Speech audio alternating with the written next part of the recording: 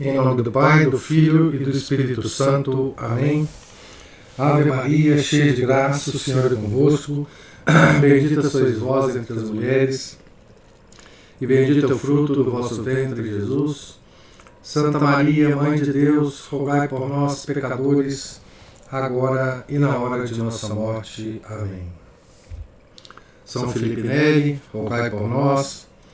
Nossa Senhora de Fátima, rogai por nós. Em nome do Pai, do Filho e do Espírito Santo. Amém.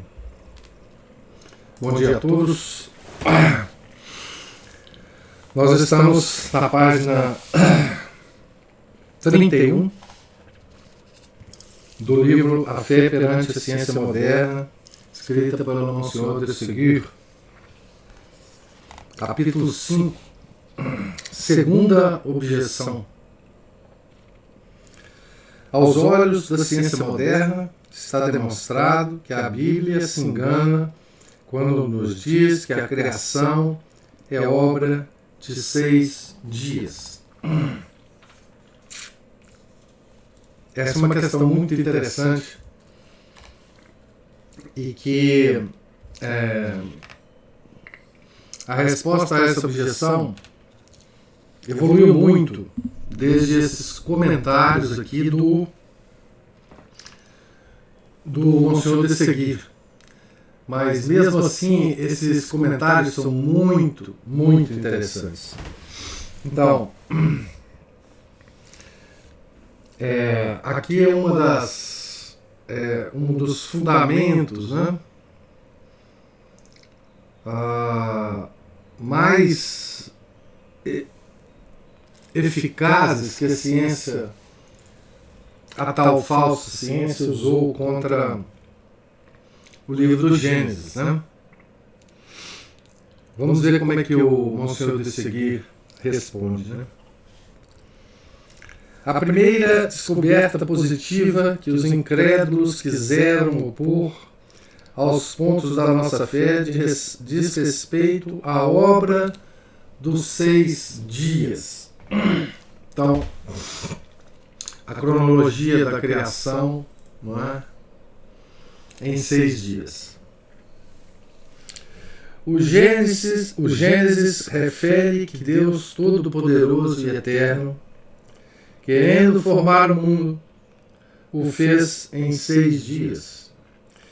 Que no primeiro dia criou a luz, no segundo o ar e as águas, no terceiro a terra firme com o reino vegetal, no quarto o sol, a lua e as estrelas, no quinto os seres animados que vivem nas águas e no ar, no sexto, enfim, todos os animais da terra, e por complemento aos limites do sexto e do sétimo dia, criou o homem, o filho adotivo e a imagem de Deus no meio da criação.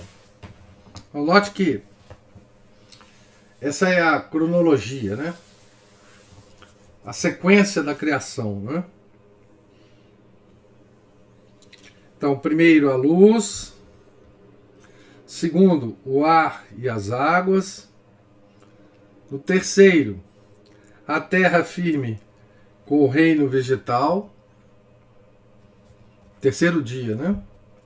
No quarto, então, antes de criar o universo visível, né, que nós temos hoje da Terra, ele criou a Terra, né?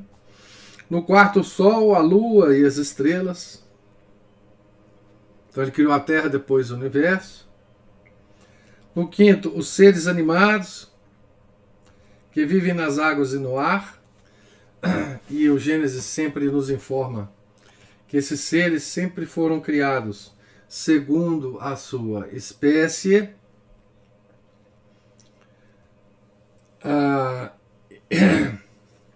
E por complemento aos limites do sexto e do sétimo dia, criou o homem, o filho adotivo e a imagem de Deus no meio da criação. Essa é a cronologia do Gênesis, que em si fala muita coisa, né? Da criação de Deus, né? Mas vamos ver o que aqui o Senhor de seguir vai ser até a questão dos 6 dias, né? Os geólogos vieram dizer-nos: essa história não é verdadeira. Nós temos disso a prova material. Então vamos ver, né? Pelo exame de diferentes camadas sobrepostas que formam a crosta da Terra, provamos que eram precisos séculos e séculos para que a Terra pudesse chegar a seu estado atual. É verdade, nós o reconhecemos tanto quanto é possível que a narração da Escritura está em harmonia com a ordem de sobreposição que notamos em diversas camadas e alguns despojos fósseis que elas contêm. Mas não admitimos de modo algum, nem podemos admitir cientificamente, que isso seja a obra de 6 dias. Então, aqui é muito interessante porque essa objeção, né, é que a geologia na época, né, ela tinha observado as camadas de solo, né, na crosta da Terra, tá certo? E os geólogos chamam isso aqui de prova material, né? E que essas deposições de camadas levariam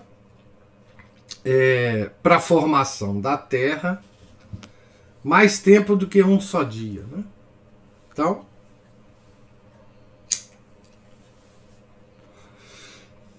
é isso que se trata aqui.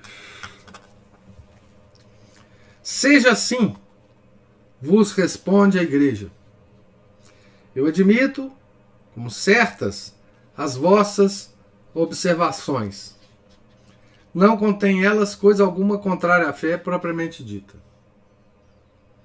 Então essa é a interpretação do século XIX. Não é a nossa interpretação hoje, porque hoje nós temos muito mais informações sobre essas camadas. Com efeito, o apóstolo São Pedro disse: compreendei bem, para Deus, um dia vale 1000 anos, e 1000 anos vale por um só dia. A palavra hebraica do Gênesis que o Gênesis traduziu pela palavra dia, pode perfeitamente referir-se a uma época indeterminada. E as palavras tarde e manhã, de que o mesmo Gênesis usa neste lugar, interpretam-se igualmente no sentido de princípio e de fim. Santo Agostinho diz expressamente que os dias do Gênesis podem ser períodos mais ou menos longos. Essa era a interpretação da igreja, né?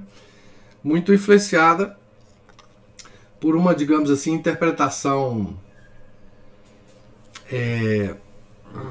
alegórica. Tá? Isso a igreja corrigiu em 1909. Mas veja que é muito interessante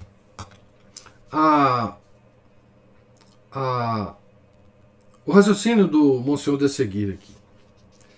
Portanto, admitindo mesmo sem restrição alguma a vossa hipótese e com certeza os vossos cálculos científicos, a minha doutrina permanece intacta perante as vossas afirmações. Nós poderíamos acrescentar aqui algumas observações bem importantes, que abalaria talvez a certeza das hipóteses, desses desmedidos períodos. E eis aqui uma dessas observações, entre outras. Não se pode dizer como se operou debaixo da ação incalculável do fogo central da Terra, do trabalho dos elementos, da rapidez da vegetação e do vigor das plantas e das árvores, o desenvolvimento, a atividade e o poder da vida animal. Em boa lógica, poderá concluir-se que o estado atual das coisas teve outro estado que desapareceu e de que não há ideia alguma.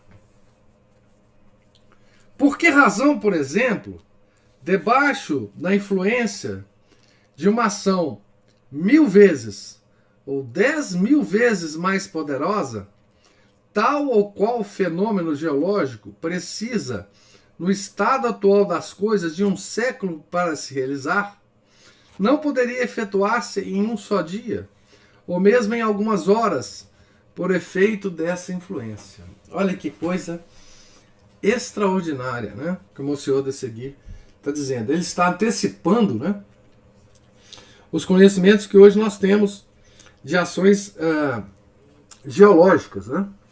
E de informações que na época não estavam disponíveis, né? E que hoje nós conhecemos sobre a formação geológica da Terra. Então, veja o raciocínio do Monsieur de Seguir.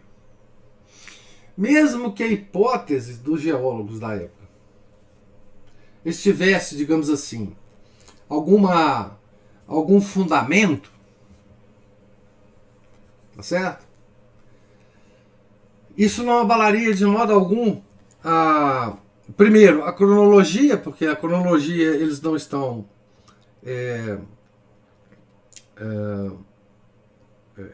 colocando em questão aqui a cronologia do Gênesis, não é? Mesmo assim, essas hipóteses elas caberiam, né, dentro de uma interpretação mais larga, não é, do texto do Gênesis, né? Mas ele coloca a seguinte questão para os geólogos da época, né? Tá bom, vocês dizem que as coisas teriam ocorrido num tempo maior, mas e se não tivesse sido assim? E se na época houvesse forças muito maiores do que há hoje agindo sobre a Terra e que as coisas ocorressem muito mais rapidamente, que é exatamente o que se tem observado hoje. Quer dizer, as forças que hoje se mostram, né, lentas na natureza hoje, foi muito mais rápidas na época da criação, né? Na época da criação. Que isso obviamente é uma coisa que não dá para a gente entrar aqui nos argumentos modernos, mas há já estudos muito bem fundamentados sobre isso, né? A gente encontra isso na internet, no YouTube. A gente já falou sobre isso também aqui, né? Se o princípio do rebento de uma árvore era 1000 vezes mais ativo em outro tempo do que é hoje, por que será que essa árvore, que não chega presentemente ao seu pleno desenvolvimento senão em 50 anos, não conseguiria anteriormente desenvolver-se em 18 ou 20 dias? Isto é, na milésima parte de 50 anos. E por que se não fará o mesmo raciocínio a respeito da formação e da vida dos animais? Então, ele está perguntando assim, vocês geólogos que estão estudando aí esses fenômenos, já consideraram que em algum tempo na Terra esses processos podem ter sido acelerados de maneira inconcebível hoje por vocês?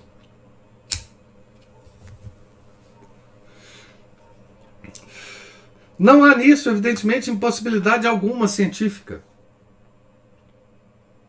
Uma segunda observação, extraída toda da ordem sobrenatural, que nos apresenta os espíritos ou os anjos como as forças motrizes da matéria, mostra que todos os elementos que formaram a obra dos 6 dias eram acompanhados da ação e da reação dos bons e dos maus anjos, que os regulavam no estado sobrenatural e numa luta gigantesca, e que modificavam profundamente as respectivas leis naturais, as únicas que a ciência poderia verificar.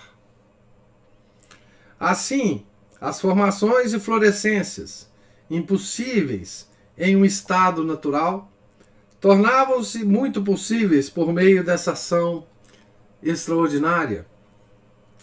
Não digo que as coisas tenham passado desse modo, digo somente que as coisas podiam acontecer assim, e que nesse caso as impossibilidades apontadas pela geologia são apenas relativas.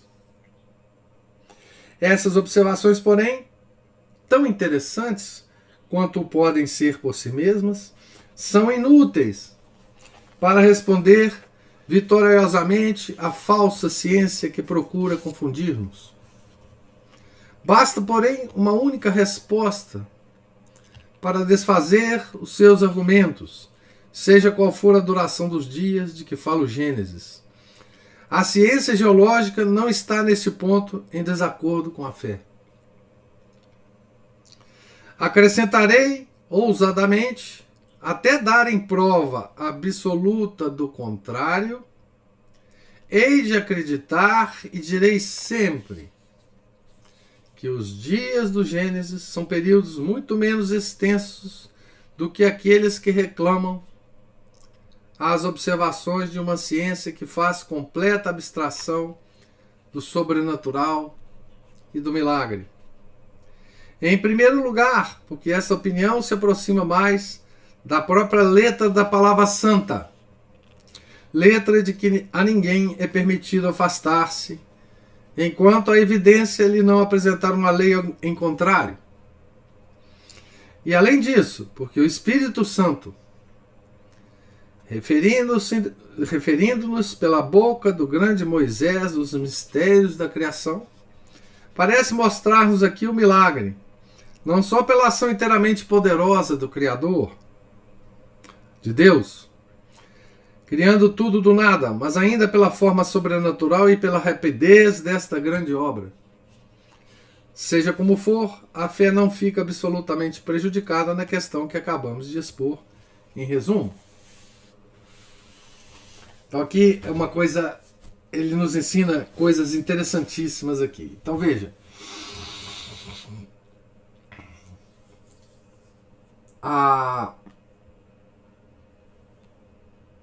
principalmente nesse último parágrafo, né? O que ele está nos dizendo aqui é o seguinte: até que a geologia nos apresente uma prova absoluta do contrário, nós vamos acreditar na letra, ou seja, na interpretação literal do Gênesis, né? Nessa cronologia e nesse tempo, né? Ele diz que uma interpretação não literal seria possível. Seria possível. Como ele próprio inclusive cita São Pedro Apóstolo, né? Numa referência que ele faz, né? Da validade do tempo para Deus, né? Então, São Pedro fala, obviamente, uma coisa absolutamente acertada. Para Deus, um dia vale por 1000 anos, e 1000 anos vale por um só dia. O que ele está querendo dizer aqui, obviamente, na minha parca e modesta interpretação, é que Deus vive fora do tempo. Portanto, o tempo para ele é uma coisa relativamente sem importância. Para nós, que vivemos no tempo, 1000 anos é diferente de um dia.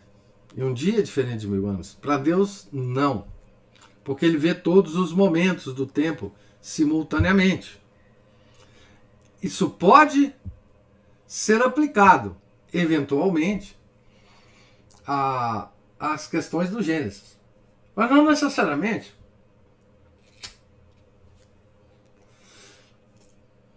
Mas dá uma compreensão para a gente de que Deus pode muito bem conseguir coisas, que as coisas sejam feitas, e que demoraria 1000 anos em um dia.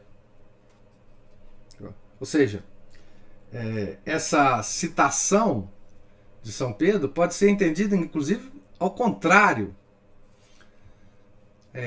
do que se coloca aqui. Né? Nós podemos entender que aquele dia do Gênesis valeria mais do que um dia, ou ao contrário, a gente pode entender que aquele dia do Gênesis, para Deus, valeu como milhares de anos. E foi de fato só um dia. Tá? Então, de qualquer forma, o que o Monsenhor de Segui nos ensina? Esse ensinamento é fundamental para nós tratarmos tudo que a ciência moderna nos diz a respeito das coisas, principalmente do universo, da criação, etc. É que é o seguinte, olha, vamos dizer o seguinte, antes que vocês me apresentem, não hipóteses, né? Não alucubrações, mas provas irrefutáveis, eu vou ficar exatamente com a letra das Escrituras, com a interpretação literal. E, de fato, a ciência nunca, jamais, em tempo algum, mesmo depois do século XX, mesmo depois de 20 anos do século XXI, apresentou nada de irrefutável que nos fizesse que nos obrigasse, né, a desistir da interpretação literal. Ao contrário, nos últimos anos do século XX e agora no século XXI, as provas coletadas na geologia, principalmente na constituição da Terra, elas nos levam cada vez mais para a interpretação literal do Gênesis. Tem uma outra coisa que aconteceu depois do Monsenhor de Segui, que foi uma resposta que o Santo Ofício, antigo Santo Ofício, que hoje é a Congregação para a Doutrina da Fé, emitiu em 1909, sob o pontificado de São Pio X, a respeito da interpretação literal dos 3 primeiros capítulos do Gênesis. Movido por uma pergunta, o Santo Ofício emitiu um documento que foi aprovado e assinado por São Pio X, que diz, não é, que nós devemos, nos orienta, né, nos manda que a interpretação dos 3 primeiros capítulos do Gênesis deve ser literal. Então, os 3 primeiros capítulos do Gênesis, ela abarca, né, essa cronologia aqui, né? Então, existe um documento da Igreja que nos fala sobre isso, depois do Monsenhor de Segui. Né?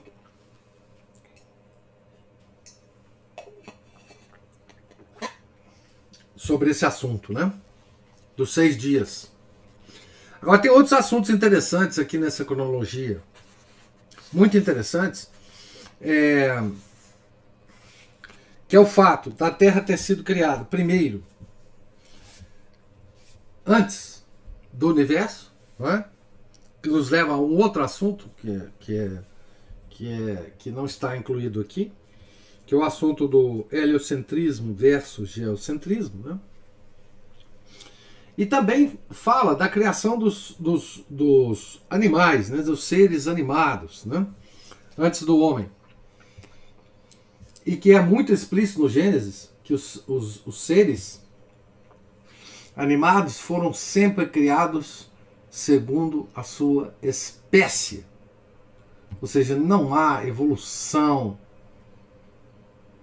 entre espécies. Os seres foram criados e estão para sempre dentro das espécies. Só vocês lerem lá o Gênesis. Também não é um assunto que trata esse capítulo. Tá certo? Aqui eu só enfatizo uma vez mais, não é? Como que o Monsenhor de Seguir trata esse problema, que é um problema cientificamente relevante, não é? Mas com que cuidado, né? Ele trata de olhar para a ciência e diz assim: olha, tudo bem, vão discutindo aí. Quando vocês tiverem uma prova irrefutável, vocês vêm conversar comigo.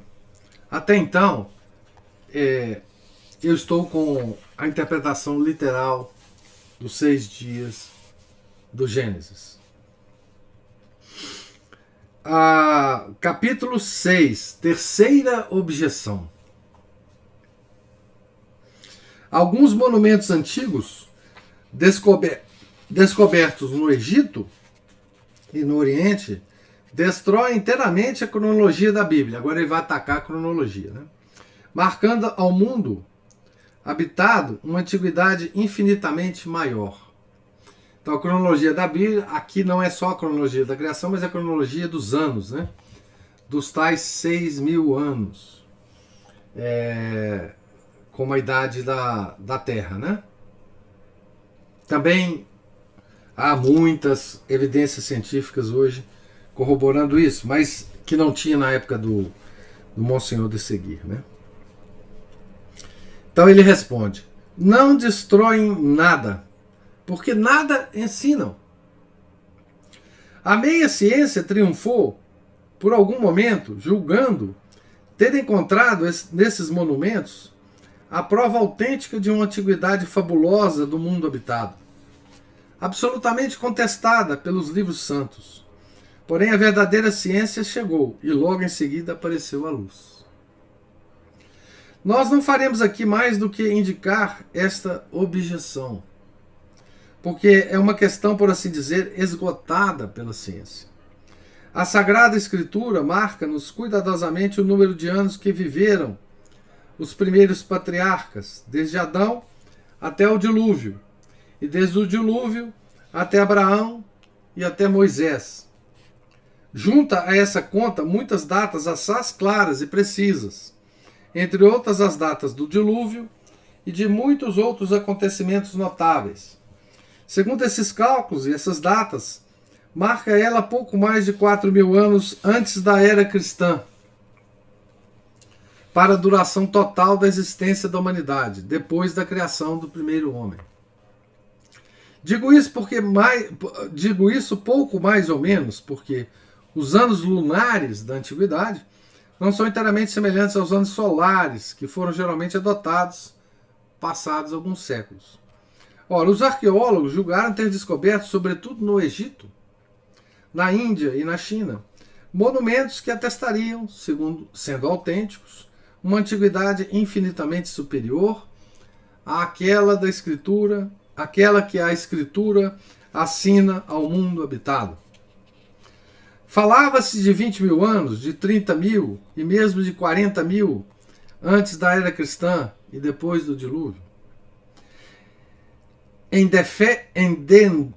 Dendera, no Alto Egito, tinha-se descoberto um certo zodíaco que devia remontar, segundo diversas indicações, a mais de 20.000 anos antes de Jesus Cristo. Volney e Dupuy, ateus de profissão, absurdos quanto é possível, tinham fundado no último século um sistema completo a que chamavam histórico, contra a palavra da Escritura, sistema que reduzia às cinzas a Bíblia, a fé e a igreja. Essa expressão aqui entre aspas, porque são expressões do próprio desses dois ateus travestidos de cientistas, né? Nada menos do que isso. Quer dizer, sistema que reduzia a cinzas a Bíblia, a fé e a igreja. Veja, esse pessoal sempre deixa claro o que eles querem, né?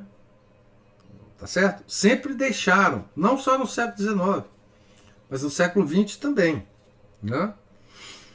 Nada menos do que isso. Infelizmente, esse gigante tinha pés de barro.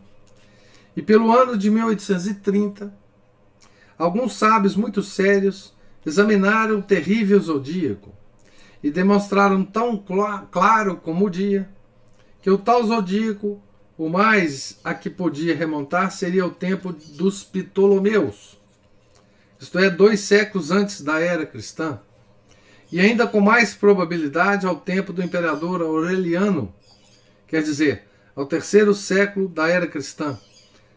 Atualmente ninguém se atreve já a falar do zodíaco de Dendera. Porém a ideia, ou para melhor dizer, a impiedade de Volney, de Dupuy e dos enciclopedistas se torna a reproduzir em um e outro ponto, tomando diversas formas e abrigando-se na obscuridade propícia das línguas semíticas. As línguas semíticas ensinam, pois, a esses profundos sábios que a Pérsia, a Índia e a China se glorificam das suas dinastias reais, encadeando-se umas nas outras e elevando-se senão a 40 mil anos, pelo menos a uma antiguidade muito maior do que aquela que refere à Bíblia, resultando daqui que a Bíblia é falsa. Infelizmente, ainda para a causa dos ímpios, nada disso está provado. Os sábios, dignos de consideração, encolhem os ombros diante das afirmações de Voltaire, dos seus contemporâneos, de Michelet, de Quinet e de Renan. Eu escrevi alguma coisa no meu blog sobre Michelet, depois vocês procuram lá, se vocês se interessarem, pela palavra Michelet mesmo, vocês vão encontrar lá pelo menos um post que eu fiz sobre esse historiador, tá certo? Dos documentos semíticos e egípcios, aqueles que falam dessas centenas de dinastias intermináveis não são revestidos de caráter algum de autenticidade. Um exame rigoroso descobre neles, muitas vezes, o cunho de uma grosseira impostura. Não há entre eles um só que se possa razoavelmente atribuir a uma época anterior ao 9º ou 10º século antes da era cristã. Está provado que os Vedas, livros sagrados dos hindus, atribuídos a Brahma, datam pouco mais ou menos do 4º século antes de Jesus Cristo. E o Zendavesta, livro sagrado dos persas, atribuído a Zoroastro, data apenas do 6º século. Que os Kings, livros sagrados dos chineses, redigidos por Confúcio, datam aproximadamente do ano 500 antes de Nosso Senhor. Enfim, que os hieróglifos egípcios, onde se tem julgado encontrar um argumento contra a fé cristã, não contém nada que vale a pena ser discutido. A falsa ciência tomou os nomes de reis por nomes de dinastias, e ainda que os faraós do Egito sejam, na verdade, muito anteriores a todas as dinastias europeias e mesmo as dinastias asiáticas, nenhum monumento lhes marca, nem pode marcar uma antiguidade que contradiga os cálculos dos livros santos. Que resta, pois, de todo esse ruído e dessa acumulação de séculos imaginários? Nada senão uma vergonhosa decepção para os ignorantes que atacavam a fé aparentando ciência, e uma demonstração nova com a imutável solidez da verdade revelada. Quanto aos livros santos, são verdadeiramente autênticos, brilham e resplandecem no meio dessas tradições insignificantes de povos desviados para longe do verdadeiro Deus. Quem pensa hoje em negar, em nome da ciência, a autenticidade dos livros de Moisés, de Davi, dos profetas. Quanto mais se examina de perto a verdade, mais ela resplandece.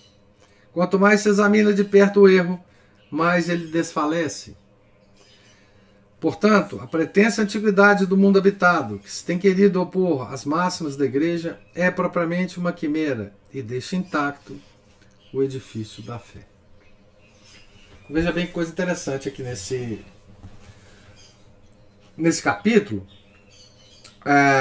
Monsenhor de Ségur, ele apresenta um conjunto de provas contra a idade da Terra. Esse é o tema, né? Que vem da cronologia bíblica, né? Então a idade da Terra vem da cronologia primeiros patriarcas, desde Adão até o dilúvio, e desde o dilúvio até Abraão e até Moisés. Né? Esse é o cálculo. Né? Ou seja, por esse cálculo, antes da era cristã, o mundo tinha 4.000 anos. Né? O que nos leva hoje a cerca de 6.000 anos de idade. Né? Aqui não existia ainda um argumento científico que hoje é usado, um argumento da falsa ciência, né? Que hoje é usado à torta e à direita dos sistemas de datação por elementos radioativos, tá? Então, o argumento aqui era arqueológico, tá certo? De arqueologia. Ou seja, descobrimos artefatos, descobrimos histórias que provam que a Bíblia está errada. Então, esses sábios, entre aspas, né, criaram um sistema que davam a eles a esperança. Esse sistema reduziria a cinzas a Bíblia, a fé e a igreja. E o Monsenhor de Ségur desmonta esses argumentos. Tá certo? Com análise desses próprios documentos. Né? Então, quando surgiu no século XX os processos de datação por elementos radioativos da idade das coisas, o que aconteceu, infelizmente, é que nós não tínhamos o Monsenhor de Ségur. Né? O que aconteceu é que parecia tão razoável esse processo de datação, não é? Que a igreja acabou aceitando essa conversa fiada de milhões de anos e até bilhões de anos. Né? Não só isso, né? Os processos de datação, veja como que esses milhões de anos são importantes para a falsa ciência. Né? Então aqui tem três coisas agindo. Né? Tem o processo de datação, tem a teoria da evolução, porque a teoria da evolução ela é uma mistura de tempo e processos aleatórios. Né? A teoria da evolução ela simplesmente conta o seguinte historinha para nós. Se você der tempo suficiente a um sistema físico qualquer, e considerando a aleatoriedade dos processos físicos, esse sistema pode criar qualquer coisa. Ou seja, desse sistema pode ser criado uma coisa que não existia antes, completamente diferente. É como se eles nos falassem, tem uma metáfora muito interessante, né? Para desmoralizar essa mistura de tempo e acaso, que é aquela metáfora do macaco dedilhando uma máquina de escrever, né? Aquelas máquinas de escrever antigas, né? Um teclado de computador hoje em dia, né? Que diz o seguinte: se você der tempo suficiente a esse macaco dedilhando aleatoriamente o teclado de um computador, depois de milhões de anos surgirá, por exemplo, o texto de Hamlet, de Shakespeare, né? Que é uma loucura completa, né? É como se você também, usando a sopa de letrinhas, né? Aquela sopa de criança que é feita de letrinhas, né? Com aqueles cereais que são as letrinhas, né? É que se você der tempo suficiente para uma criança mexer com aquelas letrinhas, depois de milhões de anos sairá várias frases dessa brincadeira infantil, né? Que vão significar alguma coisa, né? Então, é isso que é a evolução. Mas então, a evolução precisa de milhões de anos para que a hipótese da evolução seja pelo menos razoavelmente, digamos assim, enunciada, né? Depois, os milhões de anos são necessários para o universo se formar, né? Que a outra é uma espécie de evolução aplicada à astronomia, à astrofísica, à cosmologia, né? Quer dizer, o universo está organizado do jeito que a gente vê hoje, porque isso é um processo de milhões e bilhões de anos. Daí aquela conversa fiada de teoria do Big Bang, etc, etc, né? Então, e aí veio o processo de datação, que parecia dar a esses falsos cientistas uma fundamentação dos milhões de anos da Terra, pelo menos da Terra, né? Tá certo? Então, isso em conjunto formou até certo ponto esse imaginário nosso, né? Falso imaginário, né? Contra isso, há muitas coisas que apareceram depois, né? Se vocês estiverem interessados em relação aos processos geológicos, tem um indivíduo, grande cientista, chegou a publicar na Nature, chamado Robert Gentry. Tá certo? Procurem no YouTube sobre esse cientista, Robert Gentry, que ele desfaz toda essa história fantástica de milhões de anos para se formar petróleo, para se formar carvão vegetal, para se formar, enfim, várias coisas, né? Há também vários estudos importantes que vocês podem obter, livros inclusive importantes, que vocês podem obter de um centro de estudos católico nos Estados Unidos chamado Kolb Center. Se vocês procurarem no Google, vocês vão achar. Kolb, K-O-L-B-E. Kolb Center.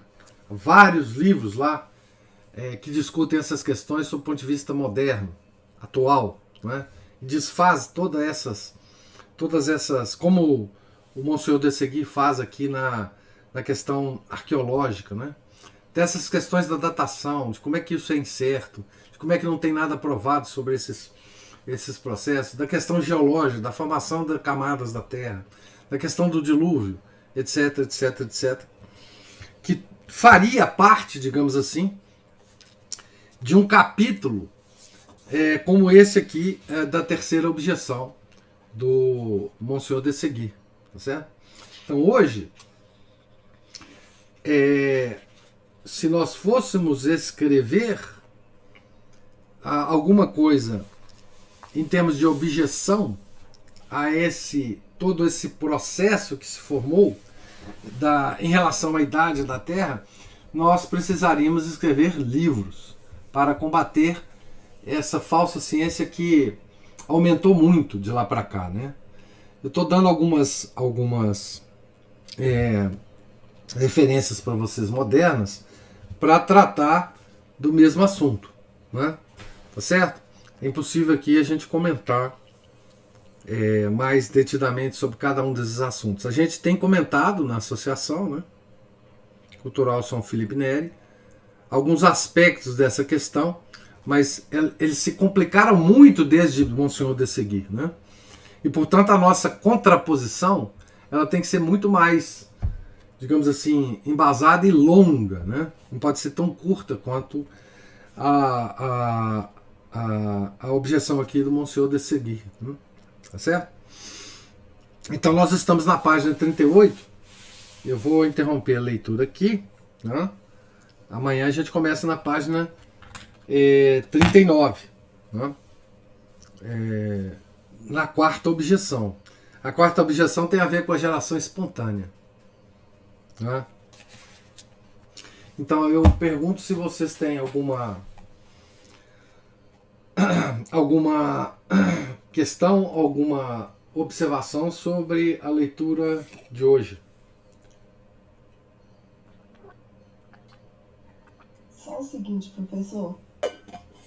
O senhor acha que o que esse contraponto que é feito à ciência moderna, igual o Monsenhor Seguir está fazendo aqui, e existem outros que o senhor cita, como, por exemplo, o Robert St. James, né? O que faltaria a isso é uma divulgação, porque a mídia de massa só divulga essa ciência dita moderna e errônea.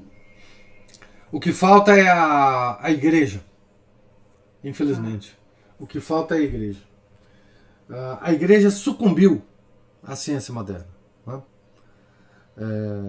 Ela sucumbiu já no século XIX, tá? Já no século XIX. E aí não tem jeito. Quer dizer, a própria igreja, ela hoje está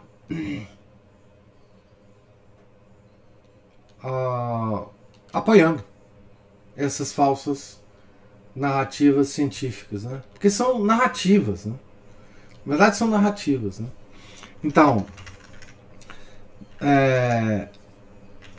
só a igreja pode combater essas falsidades, né? Como o depósito completo da fé e da ciência, né? Quer dizer, a mídia, o mundo em geral, não é? Ele se comporta sempre da mesma forma, né? Não nos é estranho que o mundo seja inimigo da igreja, não é? Sempre foi. Não nos é estranho ver cientistas tentando reduzir a cinzas, como é aqui a Bíblia, a fé e a igreja. Isso do mundo moderno a gente pode esperar. O que a gente nunca esperava, e Monsenhor de Seguir certamente nunca esperava, é que a igreja fosse concordar com o mundo, né? Hoje, qualquer... Vou exagerar, tá certo? Vou exagerar. Mas qualquer padre de paróquia, não é, concorda que o Gênesis deve ser interpretado de forma alegórica, que é uma historinha alegórica. E se você ler com atenção Gênesis, você vai ver que a explicação que Deus dá no Gênesis é uma explicação quase que como um manual de divulgação científica. Tá certo? É claro que ele não entra nos detalhes, porque veja, os detalhes não são importantes, mas ele dá o escopo. Os primeiros capítulos do Gênesis, digamos assim, é um manual de divulgação científica escrito naquela época. Tá certo? Como o mundo percebeu que era assim, o que estão tentando fazer desde sempre, desde o advento da ciência moderna, é contradizer esse manual. É dizer que esse manual é falso e que existe um outro manual. Um manual que afasta, ou que ignora a existência do Criador. E, portanto, para um homem moderno, sofisticado, instruído, seria um obscurantismo acreditar no manual antigo. E seria uma prova de grande erudição concordar com a ciência. Então, essa conversinha da ciência moderna, na maior parte das suas teorias, hipóteses teóricas, é uma conversinha de que, olha, é obscurantismo, é primitivismo, vocês ficarem repetindo esse livro do Gênesis para nós. Porque isso tudo já foi desmoralizado pela ciência moderna. E nós, né, que estamos órfãos de documentos da igreja que nos protejam em relação a isso, ficamos à mercê desses homens ímpios, não é? Que nos tentam impingir essas falsidades. Né? Então nós estamos despreparados, né, para essa discussão. Não é? Ou seja, se nós não tivermos a força da graça, que nos dará a força de dizer o seguinte: olha, tudo que vocês estão falando aí contra a minha fé não é nada para mim, eu vou mantê-la. Eu vou mantê-la intacta. Não é? Se nós não pegarmos exemplos de santos, né, que nas maiores securas espirituais, nas maiores dúvidas sobre a nossa fé, ficaram firmes, não é? O exemplo que me ocorre aqui agora é a Santa Teresinha do Menino Jesus Sagrada Face, que passou anos em secura espiritual, em dúvidas. Na época que ela morreu, ela estava vivendo uma secura espiritual intensa. E ela nunca se desesperou, ela nunca entregou os pontos, e ela sempre se manteve com a fé dela. Então, para nós, hoje, só existe isso, porque securas espirituais são provações que Deus nos dá. Né? Ensinam os teólogos. Né? Mas hoje, esse tipo de secura espiritual, ele tem um componente externo muito grande, né? Porque o mundo e a própria igreja está nos afastando da fé. E nós, por falta de argumentos intelectuais, nós estamos cedendo, né, a esses homens ímpios. E é o que nós não devemos fazer. Né? Ou nós estudamos profundamente as coisas, ou nós fechamos os ouvidos. É a única maneira para nós de manter a fé integralmente. Né? Ou estudar muito, ler muito, ou fechar os ouvidos, nos recolher. Tá certo? Então é isso, quer dizer, não é a mídia, não são os globalistas. Olha, essa coisa sempre foi inimiga da igreja. Hoje a gente fala de globalista, de nova ordem mundial. Essa nova ordem mundial, ela é tão velha quanto a serra. Sempre houve uma ordem mundial contrária à nossa fé. Isso não é de hoje, né? O que é novo, relativamente novo, é a igreja ter sucumbido a isso, né? Infelizmente. Mas é o que acontece hoje. Certo?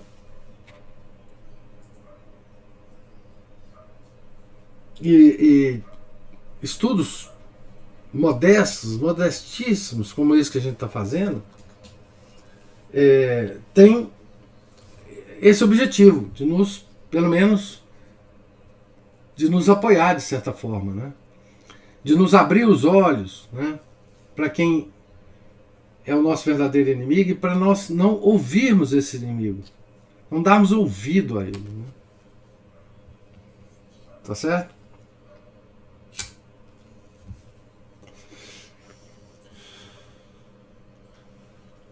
Mais alguma? Pode falar. Que você falou estudos modestíssimos, né?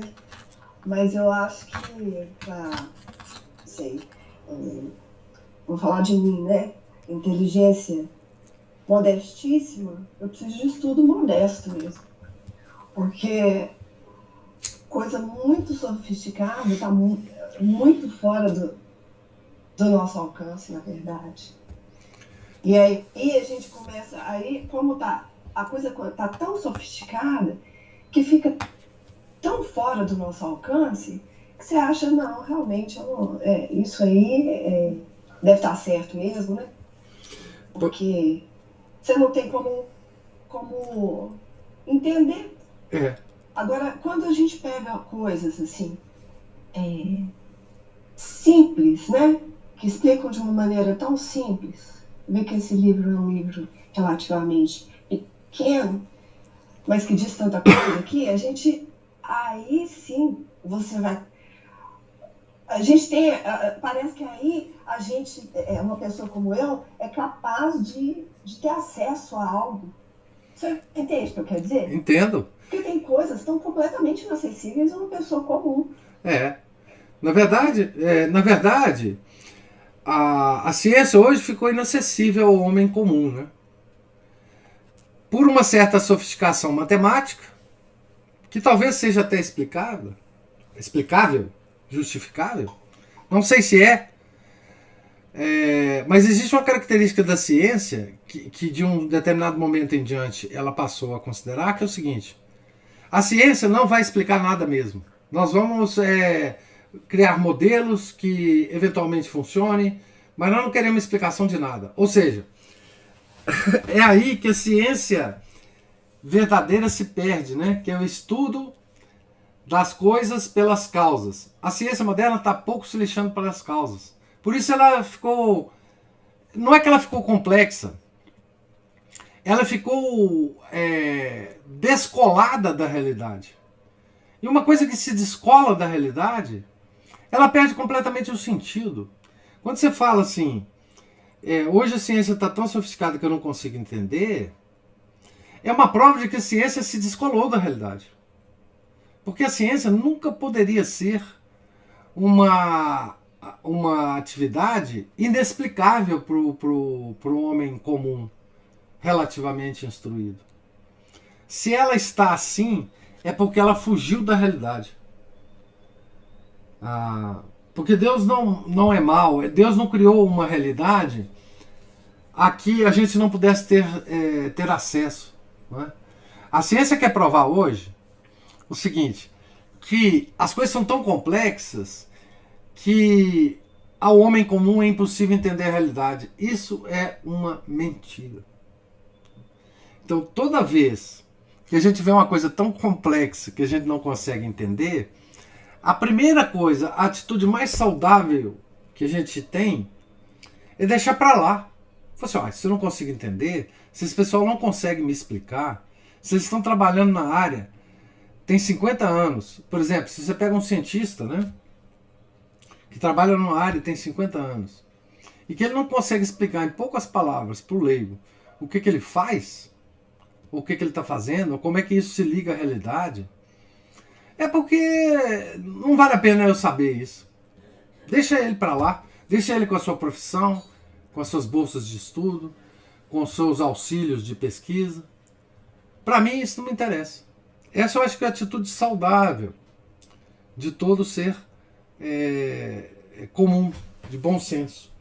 Né? Porque é impossível de fato, a menos que você seja um especialista, entender hoje o que essa ciência faz. Né? Agora, existem, em áreas muito específicas, pessoas que trazem essa complexidade toda para o nível do entendimento nosso, né? Você citou o Robert Sungenis, é um deles, né? Com aquele documentário, principalmente, The Principle, né? Ele tenta trazer, inclusive, ele desmoraliza, né, esses cientistas complicadinhos e sofisticados, né? Mas eu acho que a atitude mais, digamos assim, razoável para nós, olha, quando o cara está falando tanta coisa que eu não entendo, não é para mim que ele está falando. Ele está querendo julgar sobre mim uma aura de respeitabilidade. Ele quer que eu concorde com ele, mesmo que eu não o entenda. Isso é uma loucura. Nossa, eu posso concordar com as pessoas, desde que eu entenda o argumento delas. Eu não posso concordar com elas se eu não entender o argumento. Mas eu sei que a atitude comum, digamos, de uma pessoa comum, é dizer o seguinte: pô, esse cara sabe tanta coisa, ele está falando tanta coisa que eu não entendo, que ele deve estar com a razão. Isso é uma coisa dos dois.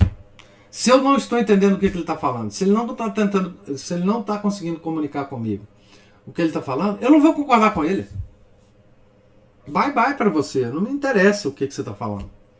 Essa é a atitude, digamos assim, mais razoável, penso eu, né?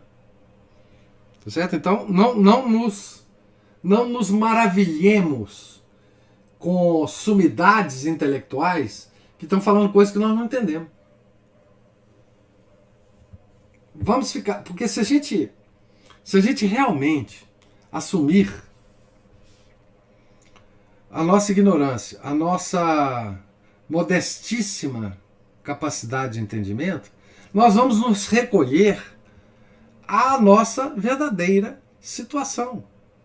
Eu sou católico, eu acredito na igreja, eu acredito na tradição e nas escrituras, e nada me fará mover da minha posição, a não ser que alguém chegue perto de mim e, da forma com que eu entenda, me explique as coisas. Não é? E o que nós vamos descobrir é o seguinte: não tem ninguém que chegue perto de nós com argumentos razoáveis que vão nos fazer nos afastar da nossa fé, da igreja, das escrituras e da tradição. Essa é uma verdade. Nunca, jamais, em tempo algum, isso ocorreu e não ocorrerá. Né? A não ser que a gente comece a acreditar em fantasias, tipo Big Bang, enfim, essas coisas malucas que a ciência moderna nos vende como se fossem verdades absolutas. Né? Tá certo? Essa é a minha, digamos, sugestão, né? Que eu normalmente faço. Poucas são as sugestões que eu dou que eu sigo, mas essa eu sigo. Não, se está muito complicado, bye bye para você. Tchau. Né? Eu não preciso disso. Eu tenho a minha fé. Então, se você quiser me ensinar alguma coisa interessante, você pode me ensinar desde que eu entenda. Agora, se não, eu dispenso. Essa é a posição que eu acho que a gente deve manter, né? Então, gente, terminamos aqui, né? Estamos na página 39. Na segunda-feira nós, então, continuaremos a leitura. Tenham todos um santo dia, um santo final de semana. Deus lhes pague a paciência e a presença. Fiquem com Deus. Em nome do Pai, do Filho e do Espírito Santo. Amém. Ave Maria, cheia de graça, o Senhor é convosco. Bendita sois vós entre as mulheres, e bendito é o fruto do vosso ventre, Jesus. Santa Maria, Mãe de Deus, rogai por nós, pecadores, agora e na hora de nossa morte. Amém. São Felipe Neri, rogai por nós. Nossa Senhora de Fátima, rogai por nós. Em nome do Pai, do Filho e do Espírito Santo. Amém.